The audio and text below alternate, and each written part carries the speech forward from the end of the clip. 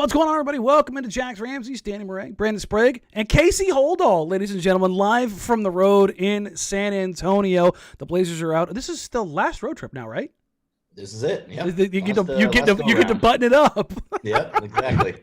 And you get to do it in style in San Antonio and Oklahoma City. Hey, who doesn't want? I mean, listen, it's got to be at least a little warmer, a little bit nicer.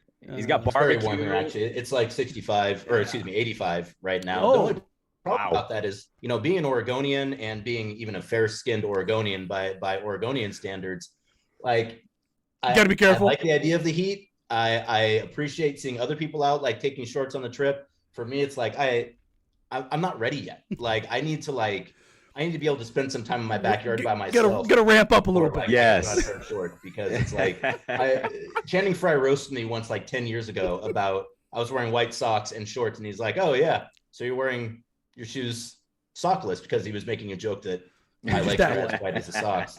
And that forever cursed me on ever wearing socks or shorts, I should say, until I at least had a little bit of exposure to the sun, which for the last 4 months I have not. Yeah, no. Sorry, listeners, happens. By the way. No, you listen. You're fine. I have, for some reason, have a red glow on my face because the lighting in here. I keep changing on everything, and it just not. I'm not great at this stuff. I do content. I don't do lighting, so I'm still. I feel like I'm getting a little bit of yellow from the the natural light. Yeah. So, yeah, I mean, so you get a radio guy, you get a TV guy, and you get a reporter. No, none of us know how to work it. None of us know what we're doing.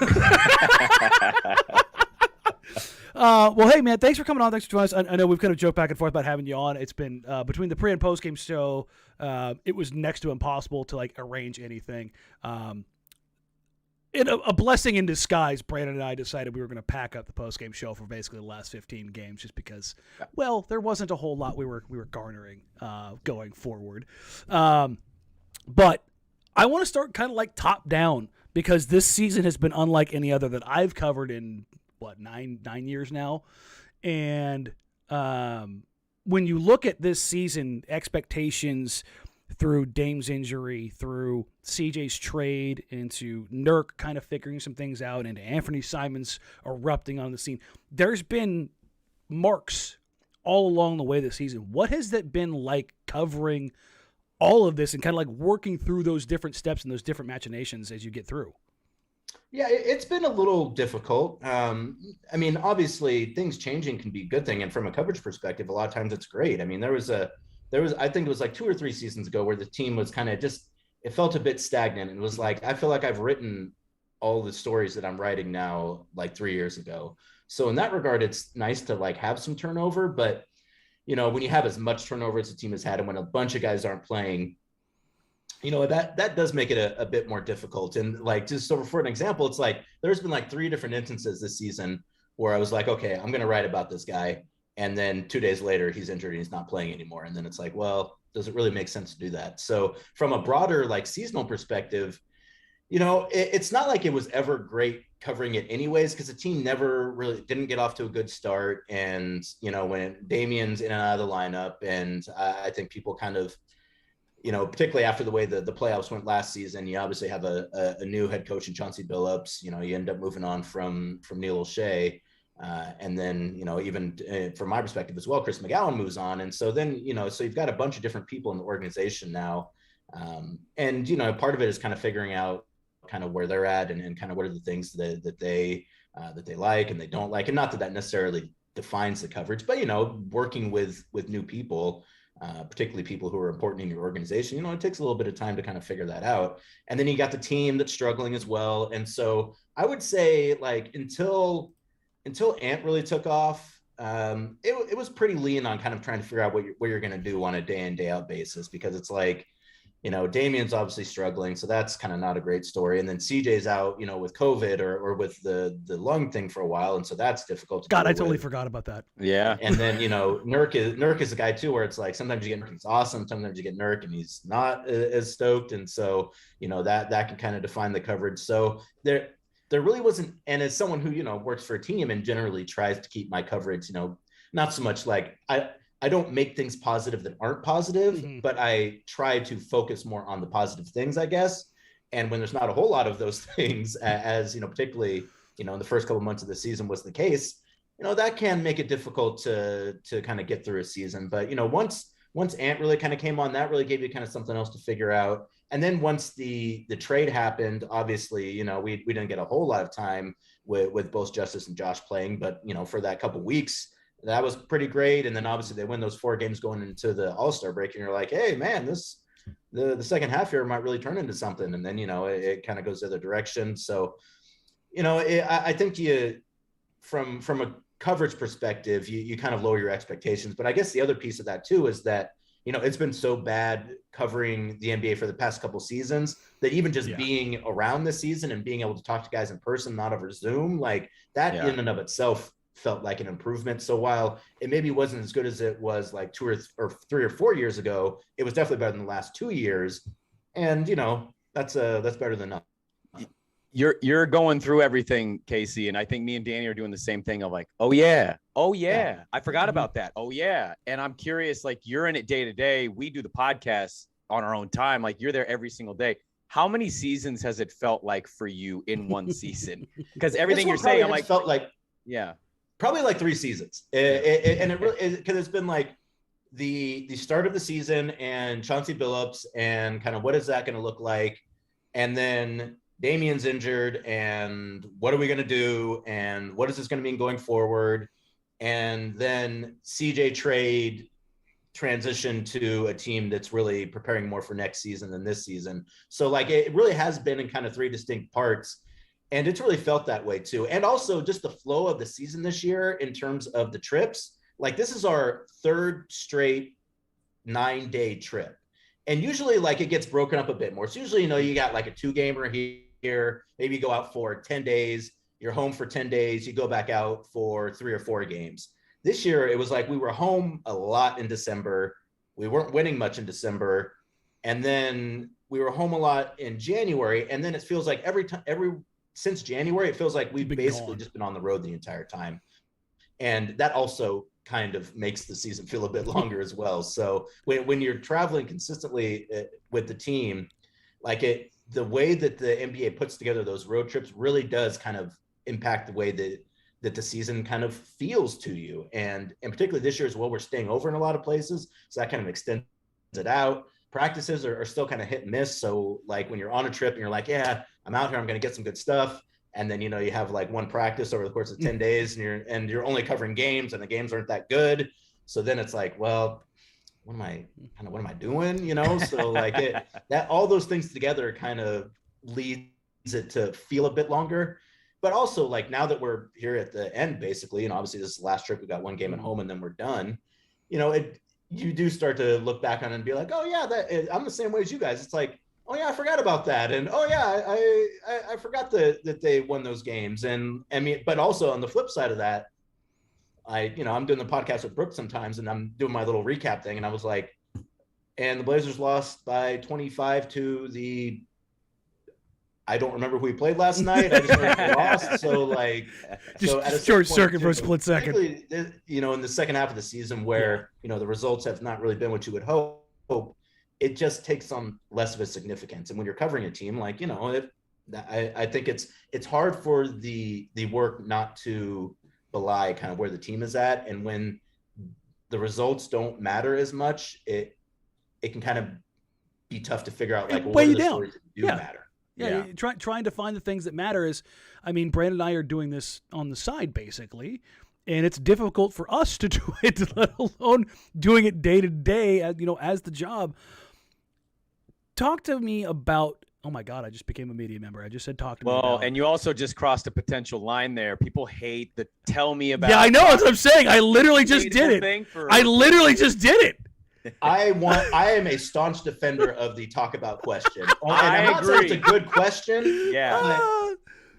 There's a place for it in the industry because what it does is it allows the person you're talking to give their thoughts on something without you having to framing filter it through your own opinion. Yes, first. Exactly. And that was a big thing with like Terry. So Terry Stotts, you'd ask him a question, and the first thing he would do, he would be like, well, first off, I don't necessarily agree with the premise of the question. And then he would go into what he was saying. Yeah. And so rather than doing that, I'd just be like, what are your thoughts on this? Because I don't want to have to, tell me this, you don't agree with me in the first place. And now I'm going to give you my answer that may or may not answer the thing that I asked. Yeah. So Got to Terry proof your questions. support for the talk about questions. You shouldn't do it all the time. Yeah. It shouldn't be the majority. I think of this the one coverage. actually makes sense to do it because I want you to talk about what it was like for you in that transitionary period between the murkiness of like, is Dame going to be shut down or not, to trading CJ to Ant's kind of eruption, and then into taking advantage of new knowledge and where the Blazers kind of finished the season. Because obviously things didn't go the way people wanted in the beginning of the season. But the unpreventable things and then the decisions that kind of followed through that, when you're living that day to day, because I know in talking about other people in the organization, it was the most confusing period of time between Neil's dismissal, through Dame's injury, through CJ's trade, through particularly Ant erupting, and then post All-Star break. We talk about the three different sections of the season, but within those three sections, that middle section to me has been the most interesting because of so much that happened in basically a 2-month period. Yeah, it really did. And, part of it is, I mean, when you work with the players and when you've been around some of these guys as long as I have, like, you kind of, some stuff without entirely knowing it, and like you get a sense of kind of maybe which direction things are going, and the team has to go through their paces and make sure that they're kind of dotting the I's and crossing the T's and whatnot. But as someone who's kind of talking to these guys, like you kind of get a sense of where things are moving. So sometimes, while things don't necessarily hit the public just yet, you have a little bit of an idea of kind of, again, the direction you're going. And so to go, I mean, as much turnover as we had this year was jarring. I mean, to go from, I mean, obviously the rosters turned over a fair amount from year to year, but the main guys were still there. And obviously, the decision makers were all the same for almost a decade. And so, so when that changes, like, that is definitely going to have some, it's like when you think there's another step and there's not that, and that step isn't there, and you're kind of like, that's kind of what that period was like. And, so to go through that transition, part of it is when you've done this for a while, though, you're almost a little prepared for it, because like, it seems like every Blazer season, or at least the last quite a few Blazer seasons, it's never like, it's like, oh, things are great. And then, we have the playoffs and you get eliminated. It's always like, things are good, boy, things are bad. And now they're going to get better as we're getting closer to the playoffs. And then, playoffs still being what they are. But it's like, it's almost like every year you expected at least two kind of distinct parts of the season, which is the team is playing well and the team is in a nosedive. Now they got to pull out of it. Mm-hmm. So I think that prepares you a little bit for kind of what we've seen this year. Crisis management.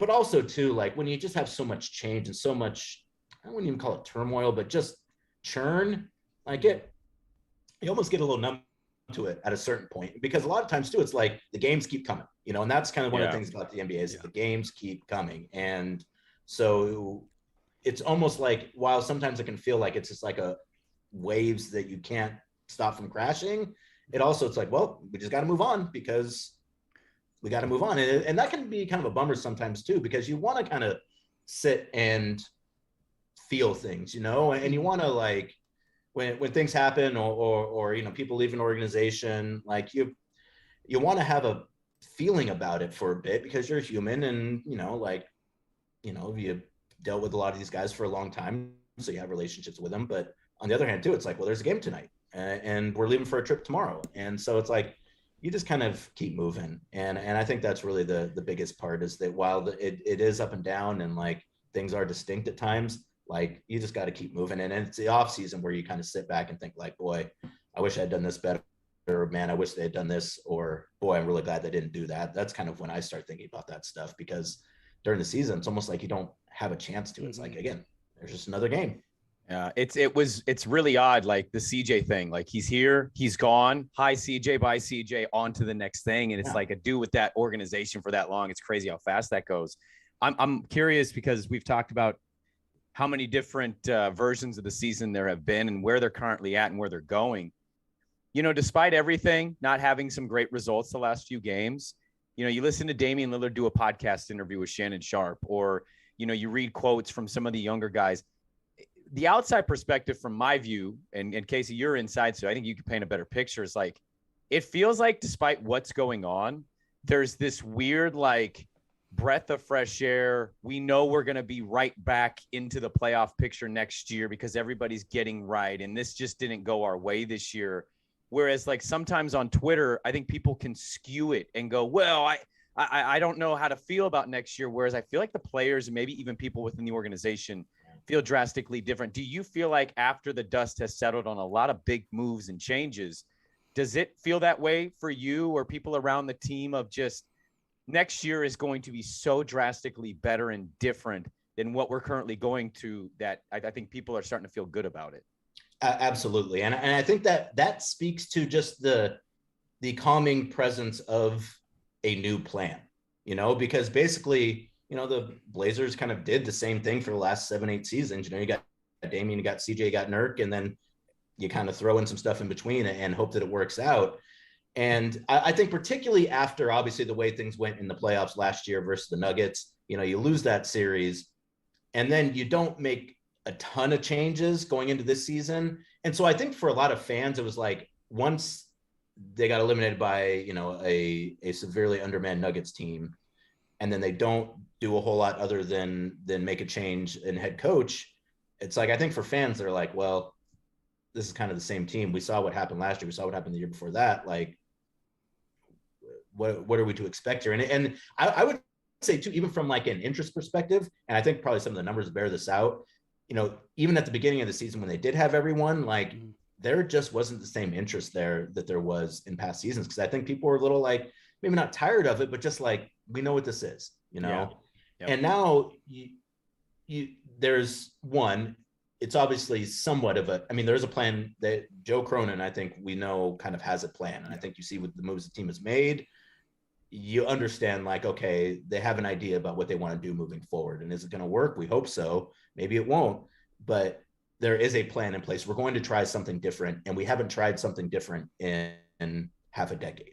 So I think, from an organization perspective, from the players' perspective, from the fans' perspective, I think that gives you a bit of life and it gives you a bit of interest that just isn't there when, the team is kind of the same cast of characters that just are getting swapped out with vet minimums every year. So I think that's part, but the other part too, that I think also gives some enthusiasm to this point in time, even though the team isn't getting many wins, is that you have young guys who are getting to play who never get to play. And for those guys, it's like, do they want to win? Yes, absolutely. They want to win.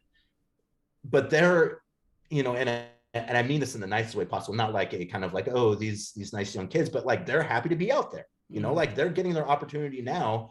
And so for those guys, it's not like, well, we're just playing out the season and, we have a plan in place for the offseason. That's what's really important for them. It's like, this is my chance. Like, I don't know if I'm ever going to be able to get out here again. Like this is my chance to show that I can play in the league.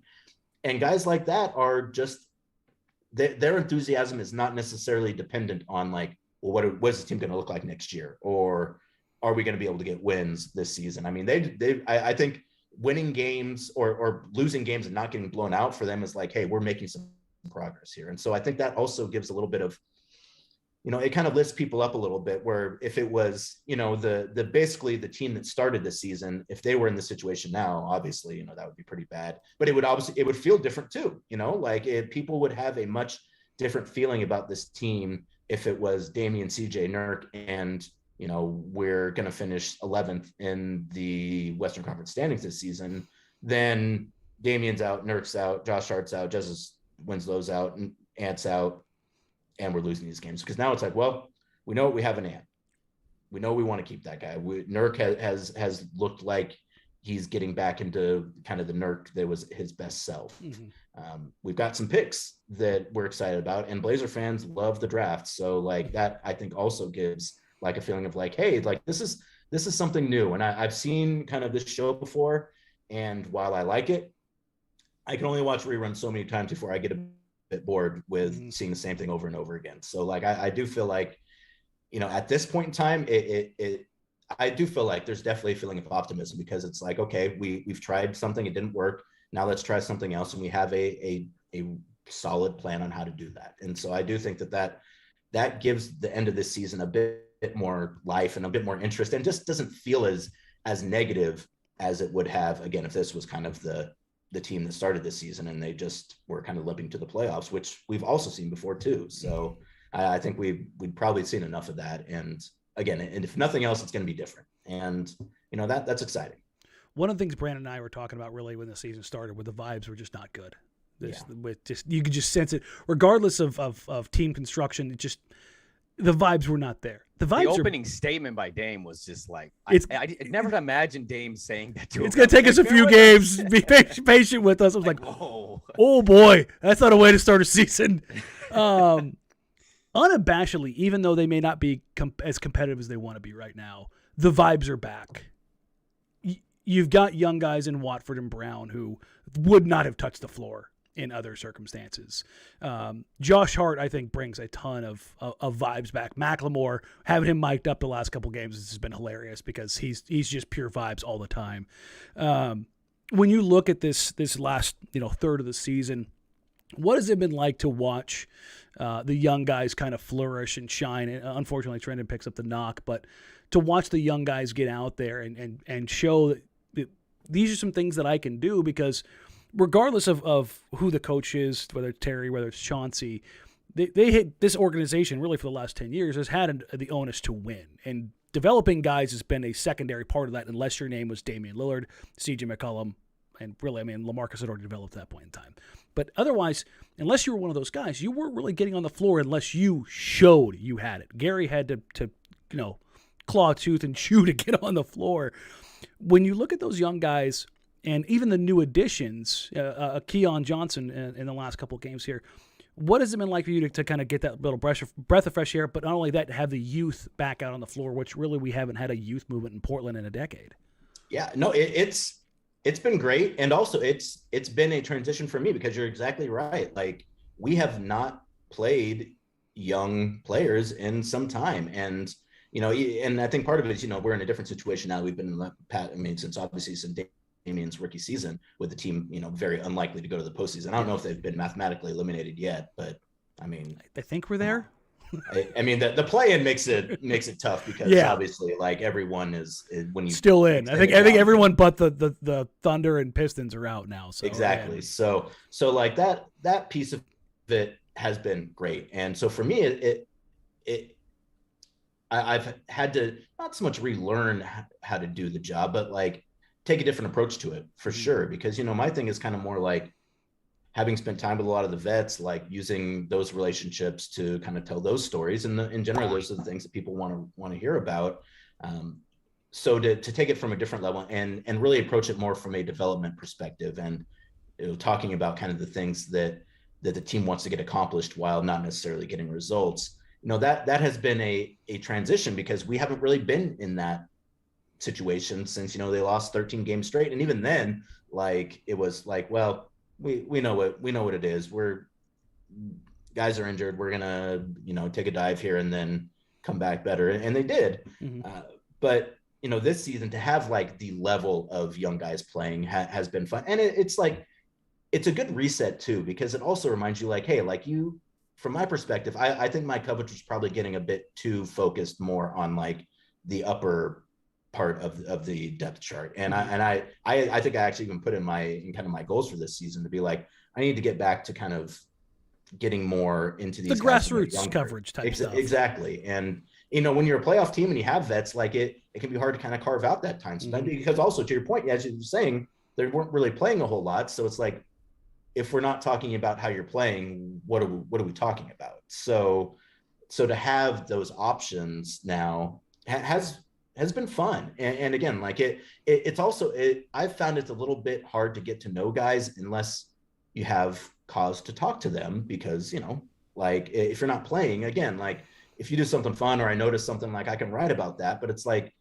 more of the kind of casual get to know you stuff is usually kind of borne out through, kind of sitting down with a guy for a story. So to kind of broaden that out this season on the roster and have more guys to talk to and kind of learn about and get to know has been definitely one of the positives of this season. And, we do have a great group of young guys. And, I was talking to Damian, before the Pelicans game, and, the Pelicans got a couple guys who, are like Jose Alvarado, a guy who, no one really expected to do anything, gets an opportunity and is now a player in the league. And I was like, we need that to happen to us. Like, we need to spend some time with these kind of young and up and coming players and really get some of these guys into the organization that can play, because that's kind of what you need, or it's something that's missing from this team, is like a young kind of up and coming guy who is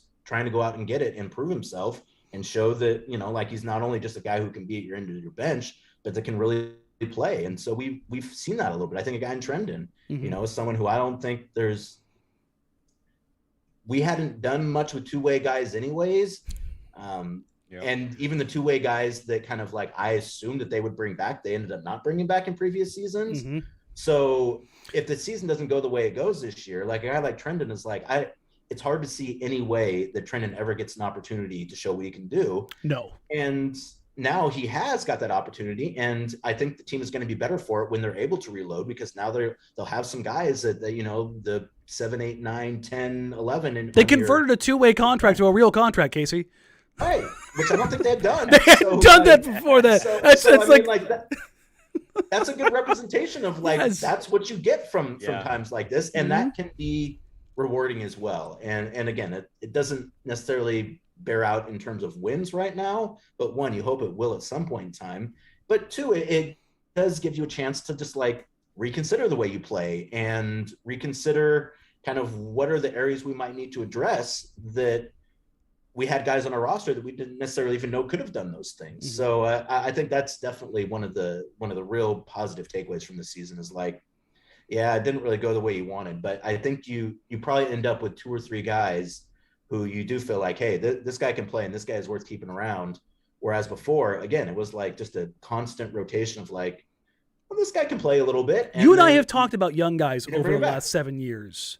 And the question you've always had, can he do it? Can he do it?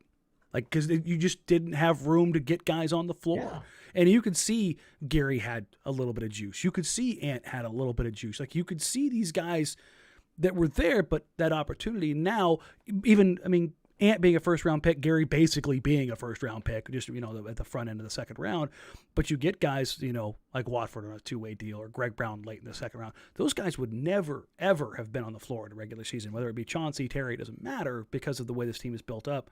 And I think when you're talking about the situation this team is in and kind of reporting on that and covering that and building those relationships, more than that, I think that changes the tone for the franchise. It sets a tone for like, hey, no, you can come here and play. Because players talk, man. The young guys are looking at that like, listen, man, I don't want to go to Portland. I'm going to sit there for 3 years. Like, that's a thing that hey, even if I go to a bad organization, I can go show what I got in the first year or two. Like, I can play it a little bit. It's always one of those dicey things. But if you can walk that line of doing both, I think that sends at least a different message and a different tone from what the organization has kind of going forward. Absolutely. And I think you make a great point with Gary and Ant too, because like, I think with those two guys, I mean, one, and shout out to, and since I am on your podcast, I should just say that Dan and I have had a lot of conversations over the years about Ant, and Dan always being a bit more higher on him than I was, not a bit, considerably more. Considerably, yes. And I was wrong and Dan was absolutely right. So just for the record, it was, I always knew that when he started going in January, I go, how many more games of this you need to see? You're like, I don't know, like, another month. I think he had like 2 more games. He's like, okay, I've seen enough. Yeah, I was like, okay, you're right. I'm wrong. That's fine. And I will say too that that wasn't just necessarily. I had heard that from other people in the organization previously as well. So like, which really speaks to like when you have a change, like sometimes that change is enough to really kind of set a guy off. And obviously, Ant is the most responsible for his own success, but you got to be put in a position as well. So. Yeah. I don't like you giving him all this credit, Casey. I don't like you giving him all this credit. I didn't bring it up. He gets enough of it. I have a conspiracy theory. He's actually a plant hired by Ant's team to be in the media, act like he's neutral. Look in the background of his video. He's got an Ant picture hanging up. Hey, listen, I got one of Gary too. Absolutely. And as someone who I can hate a bit, and I can be a bit hard on people. When someone does get it right, I feel like I should. Part of being a hater is to admit when, someone else got it at least more right than you had it. I get 1 out of 100. More right than I did. Yeah. But what I was going to say with Gary and Ant is, I think you see there as well that like, and part of it is, it's just the way it goes. And when you have, guys at the same position that are all good, there's never going to be enough time. But it did seem like it was the point with Gary where it was like, Gary was sick of waiting. It's like Gary didn't want to wait anymore for his opportunity. He had gotten a taste of it and shown that he deserved it. Mm-hmm. But then, guys come back and then it's like, in my head, I always think of that game at Staples. I don't remember which one it was, but Gary was wearing that bandana and he's doing his post game and he's got his shirt on that and it's unbuttoned, and just how mad he seemed. And it was like, at that point, that was the first one when he didn't play, right? Exactly. And that was the first time in Staples. It was like the fifth or seventh game of the season. I remember that because he had gone off the night before. But he must have played because he did a post game interview. Oh, you're right. He didn't play the game before. He went off in that game. That's what it was. I remember that, and it was like because he had played like 4 minutes. He played like 6 minutes or something the first, went off in the second for like 31, and it was like, whoa, what happened there? Yeah. Yeah. And so you have those kind of situations where, on one hand, you hope guys can be patient and you hope they understand that, it takes some time sometimes to clear up minutes, but all guys aren't like that. And I mean, heck, like who can blame them? Money's on the line. Exactly. So at a certain point, you like, if you want your organization to be able to like continue to grow and to go somewhere else and to mature, like you have to give those guys opportunities. And so right now you got a whole bunch of guys who are getting opportunities right now. And if it doesn't work out, it doesn't work out. But like next season, if they're sitting on the bench, it's not like they can say to themselves like, man, no one will give me a shot here. It's like, well, no, you did. You just have to kind of grow a little bit now. So like, and I think they've been real lucky with that regard with Ant, because it's like, I think Anfernee could be a guy too, where it's like, hey, I'm playing great.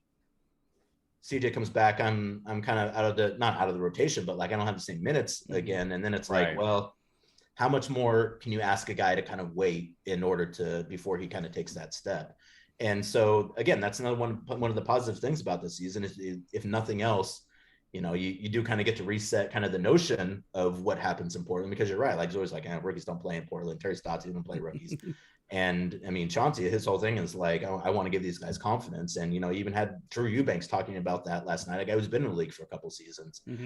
So like that is definitely something where you look at and you're like, it has to happen eventually, because if it doesn't, you end up with a bunch of young guys who are like, hey, I'm out of here. And again, then you end up having to kind of figure out other ways to fill out your roster. And you don't ever get to like prepare for what next might be, because it's like those guys are always either one, kind of getting fed up with having to wait, or two, getting used in trades to bring in other guys in, because that you're not gonna be able to clear out room for them. So that piece of the roster building can be difficult, but I feel like in these instances, when you can throw all the minutes you want at guys, like that helps smooth things over a little bit. Well, I'm looking forward to the Blazer Drew Eubanks revenge game against the Spurs, like everybody else. But I'm curious, Casey, we talked a lot about where the team is, where they're going, this leading into draft conversations for many people. Kind of a two-parter. One, what do you make of all the draft fodder from people who literally are not paid to scout, who do not watch like 90% of these college games, coming away with opinions from the tournament? And then also to kind of just Blazer Twitter in general, to me, has been very interesting this season. I've largely steered clear of most of it, but I'm still on it, observing the way that it's gone. Kind of just both your thoughts on those things. Yeah, I mean, I am one of those people that doesn't know hardly anything about the draft eligible guys, because I watch almost no college basketball. I don't complain about it like I used to, or like some people do, but I am also in that group of people who was like, well, I don't know. I think I told someone that the other day. I was like, when they make the league, that's when I'll pay attention. Like, until then, like, I don't know. Like, and so I do think that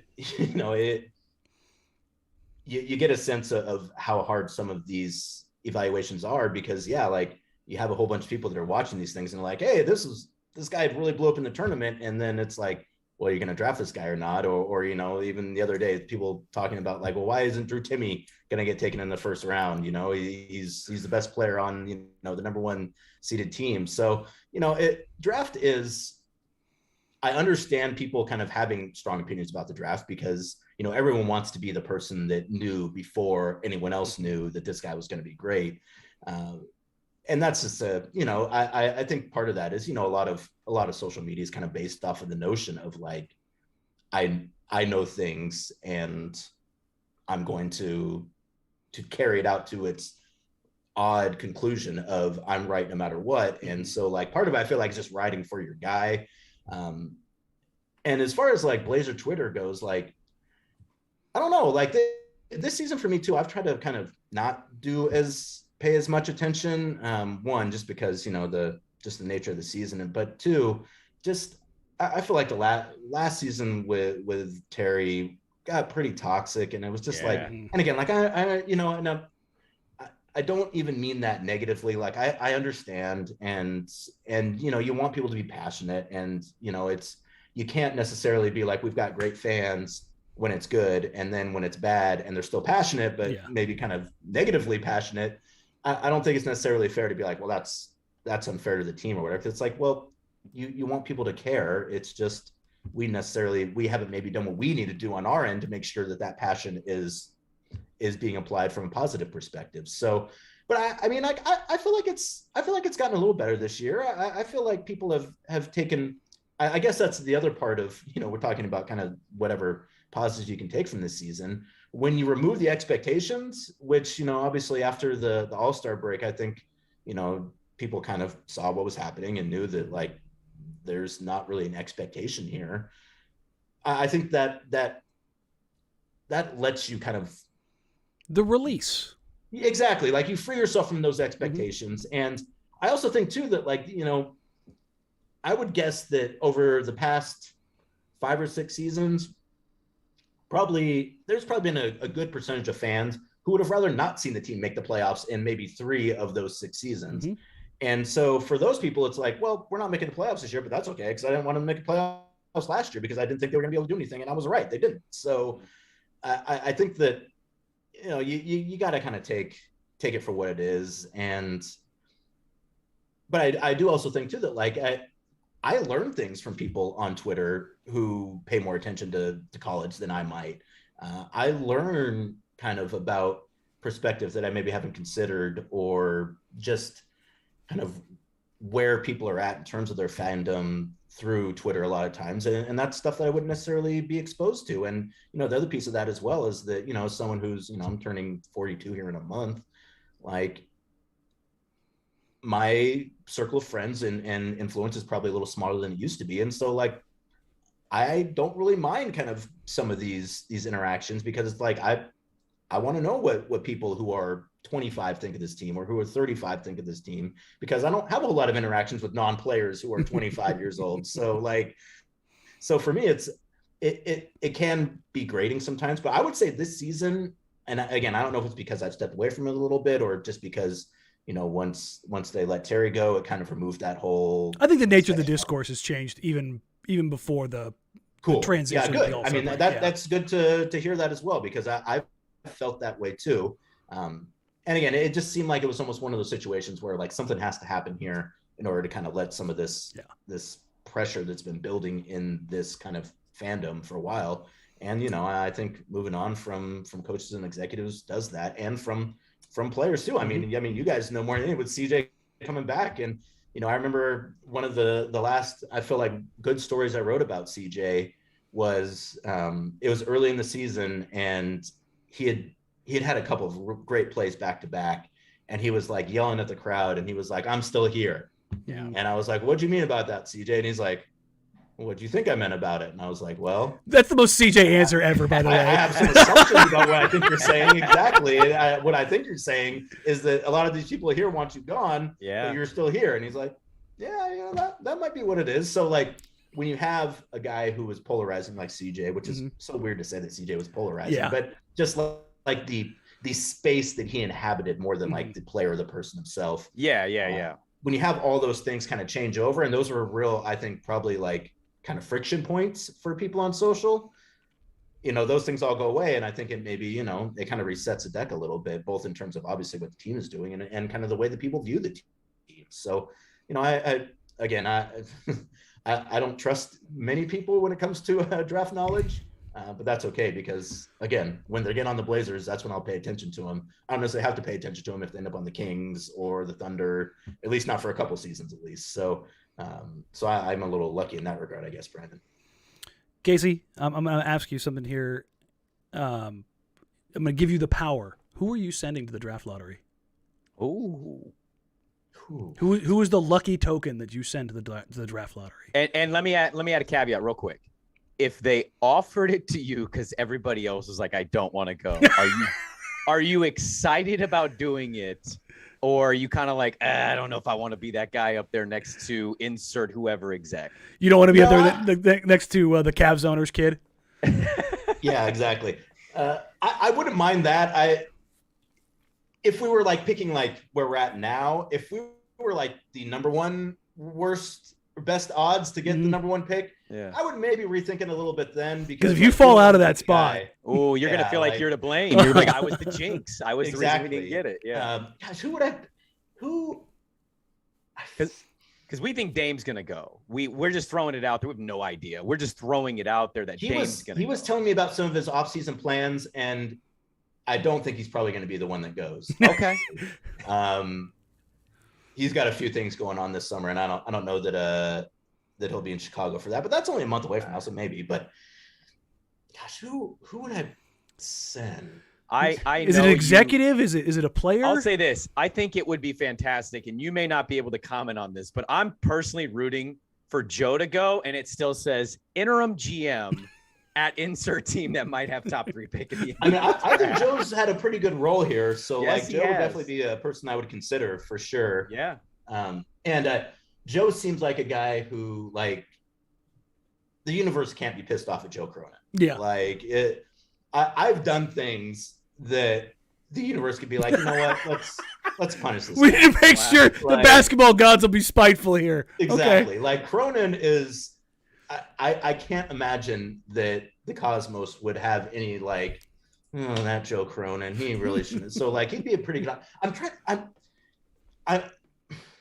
I feel like I was just talking to someone the other day, that I feel like if North Carolina wins the title, does Nas go? I can't remember who it was now. I'll tell you, if Bert goes, he better wear the leather jacket. I'm telling you, he better have that leather jacket on. If Nerd goes, or no, Bert. I said Bert. Absolutely, yeah. Well, actually, Paul's jacket would be the one that. Hey, if I could get Paul's old jacket, that'd be cool. I would absolutely go. I was always fascinated by that jacket. In my head, like, it had all these, it like had technology in it and like bulletproof and knife proof and Kevlar, like. Isn't the answer going to be Ant, though? Like, we're not throwing Ant out there, but he's the 22-year-old kid who might probably. But the fact that he's up for contract, though, I think makes that a little more difficult. It's that's a good point. Send a guy. I mean, and I think say, like, if North Carolina wins the title, send Nas. Maybe Nas, but Nas has had such a. I mean, between. But the universe, the basketball gods owe him. They owe him. You feel like he's due. He's like, listen, man.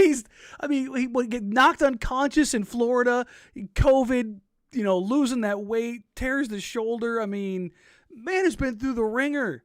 Basketball gods owe him a little something. North Carolina, little dark horse, get in, win the title. I mean, that's gotta at least slide him in there. I think Nas is a good option. I think Lamar would be a good option as well. Commencement speaker at OSU this year. I wouldn't be shocked if he got that.